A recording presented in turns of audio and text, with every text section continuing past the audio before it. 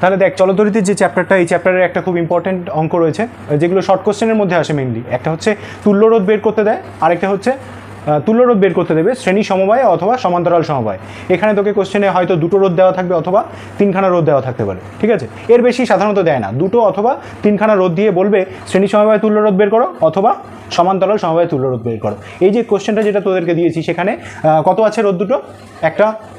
একটা 3 ওহম আর একটা হচ্ছে 6 ওহম। তাহলে এখানে যে কোশ্চেনটা দেওয়া আছে সেখানে R1 হচ্ছে 3 ওহম আর R2 হচ্ছে কি 6 ওহম, তাই তো? এবার ফার্স্ট কোশ্চেন করেছে যে শ্রেণী সমবায় তুল্যরোধ কী হবে। তাহলে লিখে নিবি যে শ্রেণী সমবায় তুল্যরোধ, আমি আর লিখছি না, শ্রেণী সমবায় তুল্যরোধ কী দিয়ে রিপ্রেজেন্ট করে এটাকে? আর এখানে এস দিয়ে রিপ্রেজেন্ট করে শ্রেণী সমবায় তুল্যরোধকে, ঠিক আছে? এর ফর্মুলাটা কি? যে জাস্ট অ্যাড করে দিতে হবে দুটোকে, R1 প্লাস R2। তাহলে অ্যাড করলে কী হবে? এখানে 3 আর এখানে হচ্ছে 6, তাহলে 6 আর 3 কত হয়ে গেল? 9, ঠিক আছে? এখানে রেখে দিলে কিন্তু ফুল মার্কস পাবি না, কারণ ইউনিটটা এখানে কিন্তু মেনশন করতে হবে। তুল্য রোধ সেটাও তো একটা রোধ, তাহলে তার ইউনিটও কী হবে? ওহম, ঠিক আছে? তাহলে এখানে 9 ওহম। এই ইউনিট না দিলে কিন্তু 1 নাম্বার অথবা হাফ নাম্বার চলে যাবে। একটা অঙ্ক করবি 2 নম্বরের অঙ্ক, সেখানে যদি 1 নাম্বার বা হাফ নাম্বার চলে যায় তাহলে দেখ কী অবস্থা। পুরো অঙ্কটা করলি আর জাস্ট এই একটা ইউনিট না লেখার জন্য 1 নাম্বার চলে যাবে। শুধুমাত্র ফিজিক্সের কথা বলছি না, যে কোনো তুই তুই যদি ম্যাথও করিস সেখানেও কিন্তু এই জায়গায় নাম্বারগুলো চলে যাবে। এরকম 2-3 জায়গায় নাম্বার চলে গেলে তোর কী আর নাম্বার থাকবে? অনেকগুলো নাম্বার কেটে যাবে কিন্তু। 2 নাম্বার শ্রেণী সমবায় তুল্যরোধ হয়ে গেল, আরেকটা কি? সমান্তরাল সমবায় তুল্যরোধ। তাহলে সেটাও আমি লিখছি না, সমান্তরাল সমবায়ে তুল্যরোধ এটা লিখবি এখানে। সমান্তরাল সমবায় তুল্যরোধ কি ধরতে হয়? দিয়ে কমা দিয়ে 1/RP, এটা সমান্তরাল সমবায় তুল্যরোধ না, আরপিটা হচ্ছে সমান্তরাল সমবায় তুল্যরোধ। তাহলে প্রথমে লিখবি সমান্তরাল সমবায় তুল্যরোধ, ওটাকে আমরা কি ধরছি? আরপি, ঠিক আছে? এটা লেখার পর নিচে লিখবি সুতরাং 1/RP। এবার ফর্মুলাটা লিখবি 1/RP equal to 1/R1 plus 1/R2।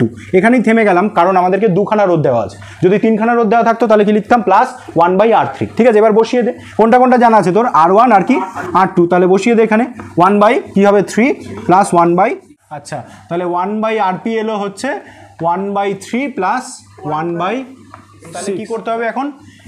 এই যে 1/3 আর 1/6 এটাকে কী করতে হবে? লসাগু করতে হবে। 3 আর 6 এর লসাগু কত হয়? 6। তাহলে 6, এবার 3 দিয়ে 6কে যদি ভাগ করিস তাহলে কত আসবে? 3 দুগুণে 6 2, আর সেই 2 দিয়ে 1কে গুণ করলে কত আসবে? 2, প্লাস এই 6 দিয়ে 6কে ভাগ করলে আসবে 1, 1 দিয়ে 1কে গুণ করলে কি আসবে? 1। তাহলে কি আসলো এখানে? 3/6, ঠিক আছে? তাহলে এখানে 3/6 কেটে গেলে কি হবে? 1/2, তাহলে 1/2 আসলো, তাই তো? 1/2 কি আসলো বলতো? 1/RPটা এসছে 1/2, 1/RP ইকুয়াল টু 1/2। বের করতে হবে কার মান? আরপির মান, 1/RPর মান না। তাহলে এটাকে কি করা যেতে পারে? 2 পাশটা ধরে উল্টে দে, উল্টে দিলে কি হয়ে যাবে বল? RP/1, এইভাবে নিয়ে এইভাবে উল্টে দিলাম, তাহলে কি হলো? RP/1 equal to 2/1। আর এরকম ভগ্নাংশের নিচের 1 লেখাও যা, না লেখাও তা, তাহলে আমরা কি লিখতে পারি? RP ইকুয়াল টু কত আসলো? 2, ব্যাস। এবার আরপিটা কি বলেছিলাম? আরপিটা হচ্ছে সমান্তরাল সমবায় তুল্য রোধ, সেটাও একটা রোধ, তাহলে এর ইউনিট কি হবে? ওহম, ঠিক আছে? তাহলে এত সোজা অঙ্ক এ শর্ট কোশ্চেনে দেবে, শর্ট কোশ্চেনে সাধারণত দেয় যদি ভাগ্য ভালো থাকে, ঠিক আছে?